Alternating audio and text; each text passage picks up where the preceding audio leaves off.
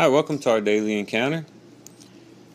Today's reading in Nehemiah chapter 7 gives us a picture into the condition of Jerusalem at this point in Israel's history. In verse 4 it says, "Now the city was large and spacious, but the people in it were few, and the houses were not built." We find Jerusalem, the inhabitants of Jerusalem, very vulnerable at this point. They had, of course, gone into Babylonian captivity, and many people had died and perished in that whole scenario. And they've been in Babylon for some 70 years, and now they're coming back as a sparse population. This chapter gives us an account of the population that came back, which totals around 50,000 people, but that's not just in Jerusalem, that's in the whole land of Judah as well. And so we see the Jewish people much like a tender plant, a plant that had been uprooted from its original soil, taken over to a foreign soil, and then uprooted again and taken back to its original land.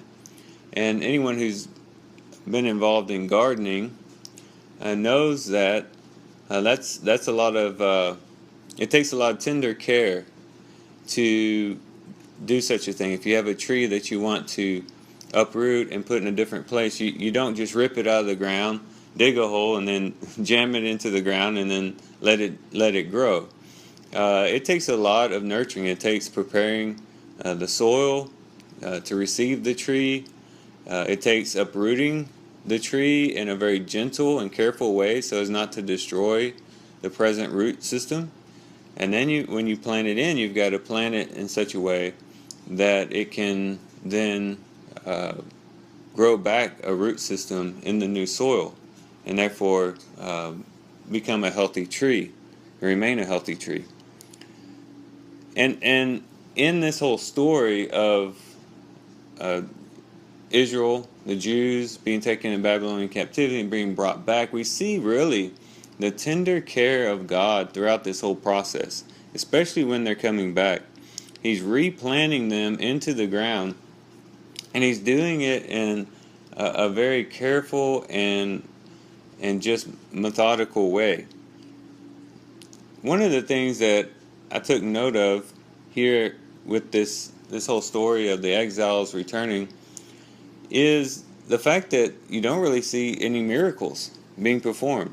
You know, when they originally went into the land, as Moses led them, of course we read of several miracles, a whole lot of miracles that were performed by God as he powerfully brought them out of Egypt, led them through the wilderness. They overtook their enemies. There was a lot of miracles, but you don't really see a lot of miracles in this story. And I kind of like that.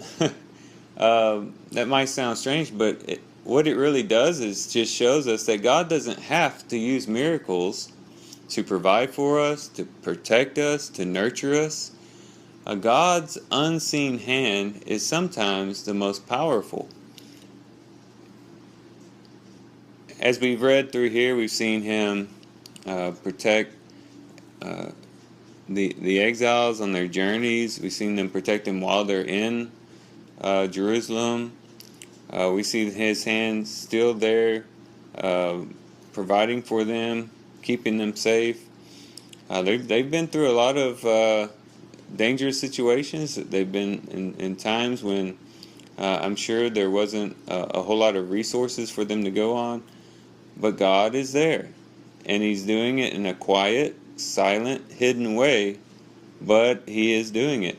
And the people are taking root, and the root system is starting to grow, and they're starting to become planted into the ground.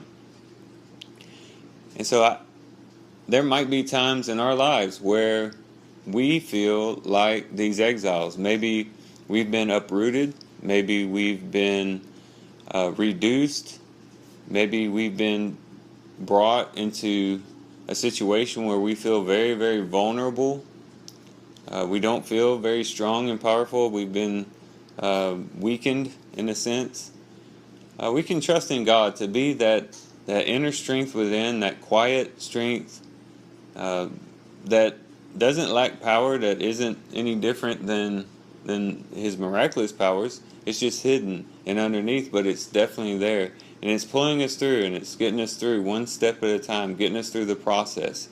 And God supplies us with that until we can grow roots, until we can get stronger, until we become a healthy and vibrant plant before Him.